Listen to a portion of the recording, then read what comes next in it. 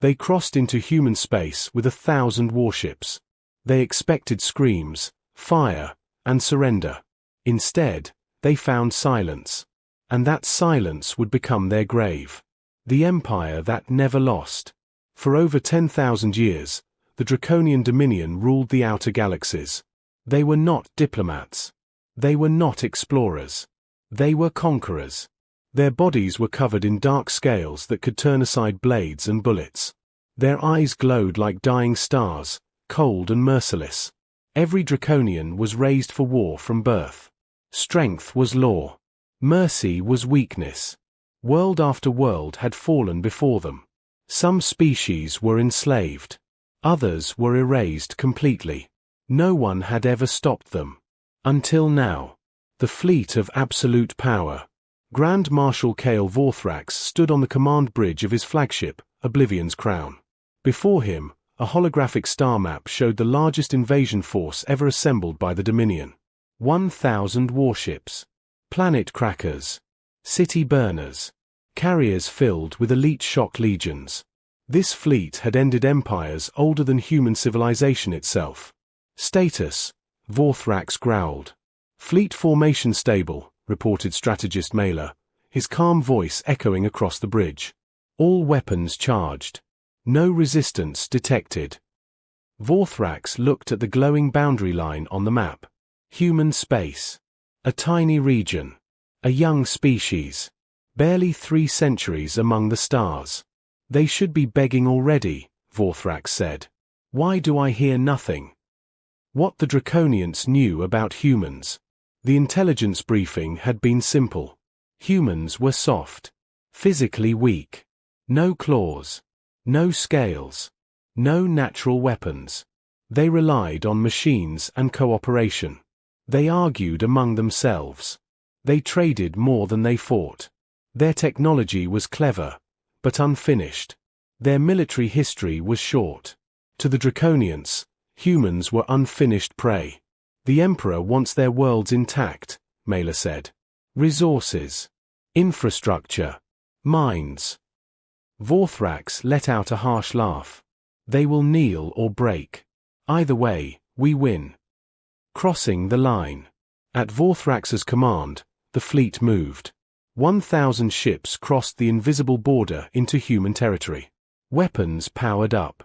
Shields flared to full strength. Legions prepared for planetary assault. The Draconians expected alarms. They expected interceptors. They expected fear. They received nothing. The empty frontier. Hours passed. Then a full day. No human ships. No satellites. No defense platforms. Not even a warning signal. Scanners show nothing, an officer said, confusion leaking into his voice. No mines. No patrols. The border is undefended.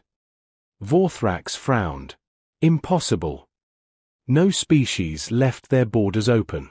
Not unless they were already dead. Or already gone.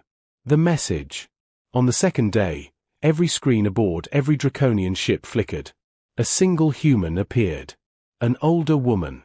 Grey hair pulled back neatly. Calm eyes. No fear. She spoke slowly, clearly. Draconian Fleet. This is Director Elena Shaw, speaking for the United Terran Council. The bridge went silent. You are entering sovereign human space. We know your history. We know your methods. She paused. You may turn back now. No pursuit. No retaliation. Her gaze hardened. If you continue forward, you will not be allowed to leave. The screen went dark. Laughter of the predators. For a moment, no one spoke. Then Vorthrax laughed. A deep, echoing sound of absolute confidence. They threaten us with words, he sneered. Respond. The reply was brief. The Draconian Dominion does not retreat. Your worlds will fall. Your species will serve. No answer came. The first human world. On the third day, the fleet reached a human colony world. Haven Fall. Scans showed cities. Power grids. Farms. Oceans. 10 million inhabitants. Prepare orbital bombardment, Vorthrax ordered. Then the sensor officer froze. Marshal, there are no life signs. The cities were dark. The streets empty. Homes untouched. Meals still sat on tables. Vehicles parked neatly. An entire world abandoned. A perfect evacuation. Time frame. Vorthrax demanded. Less than 5 days, Mailer said quietly. No panic signatures. No casualties. Everything was planned. No species moved populations that fast. Not without chaos. Not without loss. Humans had done it perfectly. Vorthrax felt something unfamiliar tighten in his chest. Not fear. Unease. A trail of ghosts. They moved deeper. Another world. Empty. Then another. And another. Millions. Then hundreds of millions. Gone. Factories paused mid-production. Schools abandoned mid-lesson. Entire civilizations lifted and vanished. They aren't running, Mailer said at last. They're guiding us. Before Vorthrax could answer, alarm screamed. Contact lost with rear formation. 15 ships vanished. No explosion. No wreckage. No energy surge. They simply ceased to exist. For the first time in 10,000 years, a Draconian commander felt fear crawl into his mind. And somewhere in the dark, humanity was watching. The disappearance of 15 warships shattered the Draconian Fleet's confidence. At first, Grand Marshal Kale Vorthrax tried to explain it away. Spatial anomalies. Sensor ghosts. Rare cosmic events. Anything that preserved the belief that the Draconians were still in control. But deep down, he knew the truth. Something had taken them. And whatever it was had done so without firing a single visible shot. Fear spreads through the fleet. Within hours, fear moved faster than any signal. Warriors who had faced planetary annihilation without blinking now whispered in corridors. Crews triple-checked bulkheads. Officers watched sensor screens like prey animals scanning for shadows. Another ship vanished. Then another. This time, not from the rear. The destroyer Blood Talon disappeared from the very center of the formation. Surrounded. Shielded. Alert. Gone. No explosion. No distress call. No trace. Just empty space where a warship had existed moments before. A scale in the void. Vorthrax ordered an immediate halt. Search teams in armored exosuits spread through the area where Blood Talon had vanished. They found nothing at first. Then one warrior stopped. Floating alone in the dark was a single black scale. Draconian. Perfectly intact. Everything else, the ship, the crew, the weapons, was gone. Mailer stared at the image in silence. They didn't destroy it, she said slowly. They removed it. The impossible becomes routine. Over the next 3 days, disappearances became routine. One ship every few hours. Sometimes 2. Always clean. Always silent. The fleet's formation tightened, then loosened, then tightened again as commanders argued over tactics. Scouts were deployed in every direction. None returned. Long-range sensors began detecting brief distortions, tiny ripples in space that vanished the moment they were noticed. Human signatures. But not like any ship the Draconians understood. The first human shadow. It happened near a dead moon. A small human vessel drifted into view. It was insignificant in size. Barely armed. No visible heavy weapons. No escorts. It did not attack. It simply waited. Destroy it, Vorthrax ordered. 20 Draconian ships fired at once. Planet-cracking beams tore through space. When the light faded, the human ship was untouched. Not a scratch. Not even heat residue. It turned slowly, almost casually, and slipped behind the moon, then vanished completely. No jump signature. No engine flare. Nothing. A chilling realization. That was not evasion, Mailer whispered. That was permission. Vorthrax did not respond. Because he finally understood something horrifying. The humans were not fighting for territory. They were not defending worlds. They were controlling the battlefield itself. Captured footage. Hours later, a miracle occurred. A ship did not vanish completely. The cruiser Iron Maw went dark, but its automated probe continued transmitting for 3 seconds longer than expected.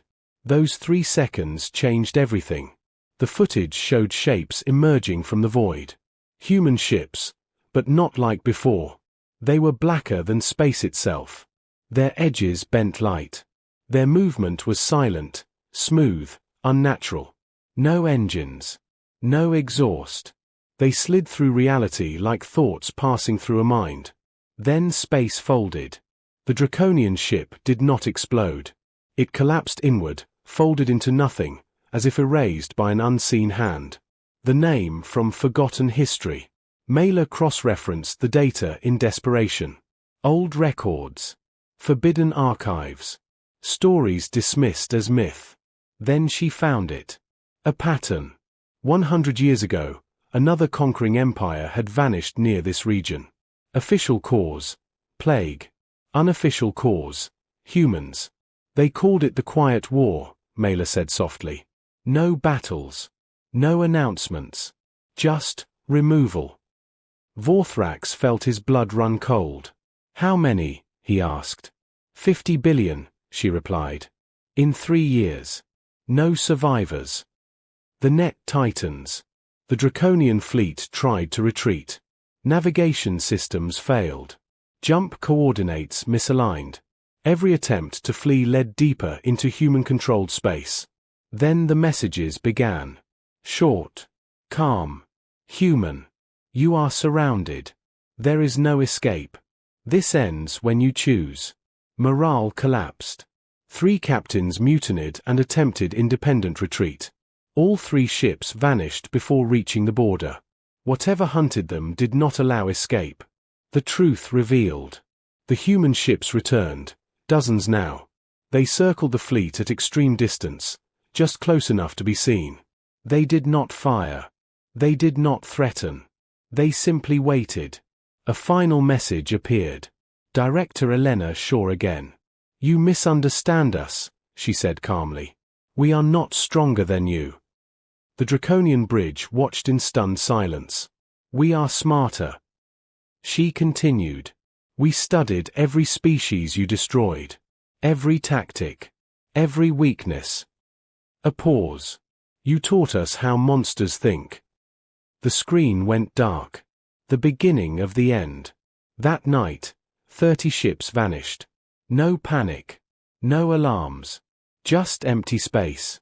Vorthrax stared at the stars, realization crushing him. Humans had not built bigger weapons. They had built better wars. Wars without glory. Without noise. Without mercy. And the Draconian fleet was already dead. They just hadn't finished disappearing yet. By the 10th day inside human space, the Draconian fleet no longer resembled an army. It was a wounded animal. Out of 1,000 warships, fewer than 800 remained. Every hour brought new disappearances. Not explosions. Not wrecks. Simply absence. Ships erased so completely that even memory struggled to hold their shape. Grand Marshal Kael Vorthrax stood on the bridge of Oblivion's crown and felt something he had never known. Helplessness. The Draconians had fought wars for millennia. They understood ambushes, traps, sacrifices, even defeat. But this was something else. There were no fronts. No enemies to charge. No targets to destroy. Only silence. And waiting. The humans did not attack supply lines. They did not strike command ships first. They removed vessels at random. A carrier 1 hour. A scout the next. Then a battleship from the center of the formation. No pattern. No warning. Fear spread faster than logic. The warriors began to change. Draconians were bred to roar before battle. Now they whispered. They slept in armor. They refused to power down weapons. Some stared at space for hours, convinced something was staring back. Several crews reported hearing sounds. Not through sensors. Through their own minds. Low vibrations. Rhythms. Almost like breathing. The medical officers called it stress. Vorthrax knew better.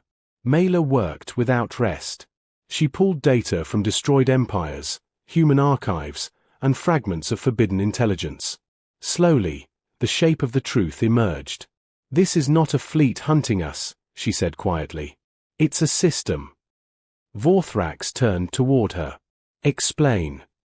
"The humans turned their entire territory into a weapon," Mela said. "Every star. Every gravity well. Every piece of empty space." She brought up a simulation. Human evacuation routes were not random. They formed patterns. Geometric. Mathematical. "We followed the paths they wanted us to follow," she continued. "Every empty world, every silent station, they were markers." "For what?" Vorthrax asked. Mela swallowed. "For a cage." The first proof came soon after. A Draconian patrol detected something massive ahead. Not a fleet. Not a weapon. A distortion in space itself. It stretched across millions of kilometers, invisible to the eye but devastating to sensors. The humans had learned how to bend gravity deliberately. Not enough to destroy a ship. Enough to confuse it. Warp drives misfired. Navigation systems lied. Time readings drifted. Draconian ships began arriving seconds apart, then minutes, then hours. The fleet was being separated without moving. "They're dismantling us," Vorthrax whispered. "Yes," Mela replied. "Piece by piece." Another message arrived. This time, it was not from Director Shaw. It was from a human voice Vorthrax did not recognize. Male. Calm. Almost gentle. "You believe war must be loud," the human said. "You believe fear comes from fire." A pause. "You were wrong." The screen showed images. Human cities underground. Hidden habitats inside asteroids. Ships docked inside hollowed moons. Humanity had not fled. They had disappeared on purpose. "You invaded empty space," the voice continued. "We gave you nothing to destroy. Nothing to conquer." Another pause. Only time.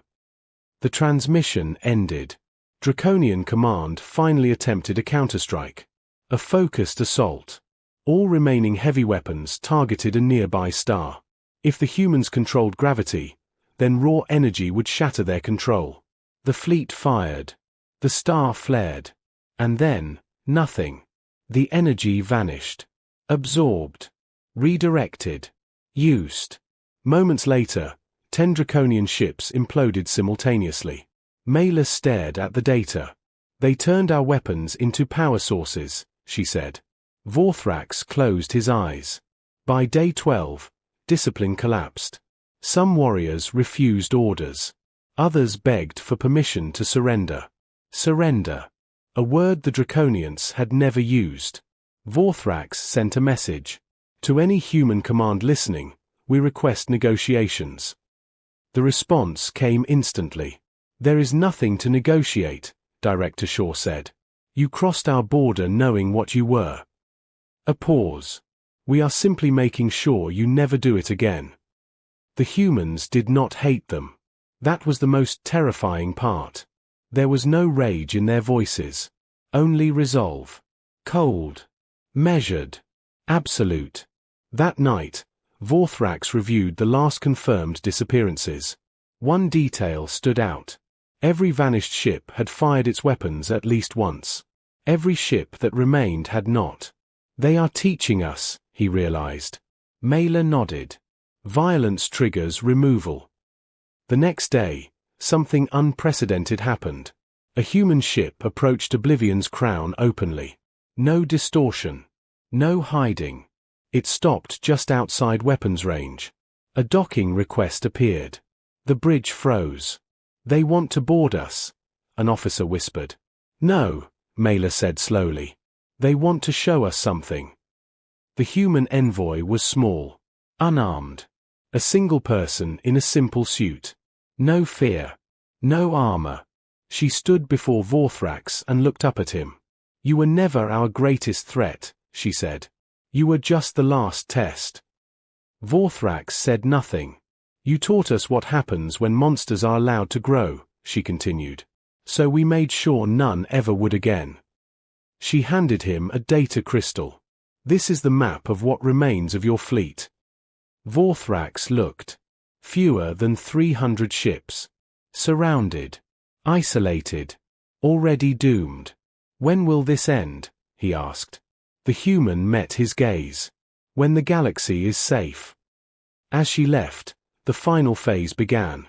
The humans stopped hiding. Hundreds of black ships appeared. Silent. Unstoppable. The war without battles reached its conclusion. And the Draconian fleet finally understood. They were not being conquered. They were being erased. The galaxy would later record this phase as the quiet collapse. No great battles marked it. No planets burned. No stars exploded. Yet an empire that had ruled through terror for 10,000 years was dying, not with screams, but with understanding. Grand Marshal Kale Vorthrax watched the fleet map shrink hour by hour. 200 ships. Then 180. Then fewer than 100. Each disappearance was precise. Controlled. Deliberate. The humans were no longer reacting. They were finishing. Draconian command channels dissolved into chaos. Some captains begged for orders. Others demanded permission to attack anything at all, just to feel alive again. A few broadcast open pleas to the humans, offering territory, technology, even submission. The replies were always the same. Silence. Or worse. Politeness. Mela stood beside Vorthrax, her scales dulled from exhaustion. "They're not killing civilians," she said quietly. Vorthrax looked at her. "All Draconians are bred for war," he said. "There are no civilians." Mela hesitated. "That's not how humans see it." That truth became clear soon after. A cluster of Draconian transport ships, carrying young, non-combat trainees, was detected drifting at the edge of the system. Their engines were offline. Their weapons cold. They were lost. Terrified. Expecting erasure. Human ships appeared. Surrounding them. Watching. Then, escorting them. Guiding the transports toward a safe jump point, away from the battlefield. They were allowed to leave. Vorthrax stared at the footage. "They spared them," he whispered. "Yes," Mela said. "Because they could." That was when Vorthrax finally understood the difference. The Draconians destroyed because they feared weakness. Humans restrained themselves because they understood strength. Another message arrived, not a threat, not a warning. An explanation. "You believe mercy is hesitation," Director Shaw said. "You believe restraint invites defeat." She paused. "We learned the opposite." Images followed. Human history. Wars that nearly wiped them out. Weapons they swore never to use again. Moments where survival demanded unity instead of domination. "We learned that survival is not about winning every fight," she said. "It's about deciding which fights end forever." The final Draconian stronghold formed near a dying red star. 47 warships. Including Oblivion's crown. Vorthrax ordered all weapons powered down. A decision that shocked his officers. "This ends now," he said. The humans did not fire. They waited. Black ships formed a sphere around the remaining Draconian vessels. Space itself seemed to slow. Vorthrax opened a channel. "This is Grand Marshal Kale Vorthrax," he said. "I request terms." The reply came instantly. "There are none," Director Shaw answered. A pause. "There is only choice." The choice was simple. Deactivate weapons, and live, exiled beyond known space. Or resist, and vanish. No enslavement. No conquest. No revenge. Just consequence. Some captains refused. 7 ships powered weapons. They vanished before firing a single shot. Folded into nothing. Not destroyed. Removed. The rest complied. The humans opened a corridor through space. A path leading outward, far beyond trade routes, beyond colonized systems, beyond ambition. You will be watched, Shaw said. You will be remembered. Another pause. You will never be allowed to rule again. As the surviving Draconian ships limped away, Vorthrax looked back. The black human fleet did not pursue. They simply dissolved into the void. As if they had never been there. Weeks later, the galaxy noticed something strange. Draconian space was quiet. No raids. No patrols. No threats. The Empire had not fallen in fire. It had been ended in silence. In hidden councils across the stars, leaders whispered one question. How? The answer came slowly. Humanity had not built the biggest fleet. They had built the smartest piece. They studied enemies instead of underestimating them. They prepared years in advance. They chose defense that looked like absence. And when the moment came, they acted together. Vorthrax would spend the rest of his life in exile, replaying the same realization. Humanity had not won because they were cruel. They won because they refused to become what they fought. They drew a line. And the galaxy learned what happened when you crossed it. The galaxy waited for chaos. After the fall of the Draconian Dominion, every major power expected the same pattern that had always followed the collapse of an empire. Civil war. Power vacuums. Blood. It never came. Instead, something far more unsettling spread across the stars. Silence. Draconian space did not burn. It did not fracture. It simply stopped. Shipyards lay dormant. War academies closed. Weapons platforms powered down and never came back online. The survivors, those spared and exiled, vanished beyond known space, carrying stories no one wanted to believe. Stories of humans. At first, the galaxy laughed. Humans were traders. Scientists. Talkers. They were not conquerors. They did not impose rule or demand tribute. They made no declarations of dominance, which made their victory terrifying. The truth emerged slowly, through fragments, leaked recordings, and terrified testimonies. Humanity had prepared for the Draconians long before the invasion. They had watched silently, learned patiently, mapped every tactic the Dominion ever used. While the galaxy feared the Draconians, humans studied them like a disease, and then designed a cure. Human engineers did not invent new weapons. They reinvented space itself. They learned to turn gravity into walls, time into confusion, distance into a weapon. Their ships did not overpower enemies. They outthought them. And when that was not enough, they simply removed the problem. Cleanly, quietly, permanently. A final broadcast echoed across known space 1 year later. It was not a threat. It was not a boast.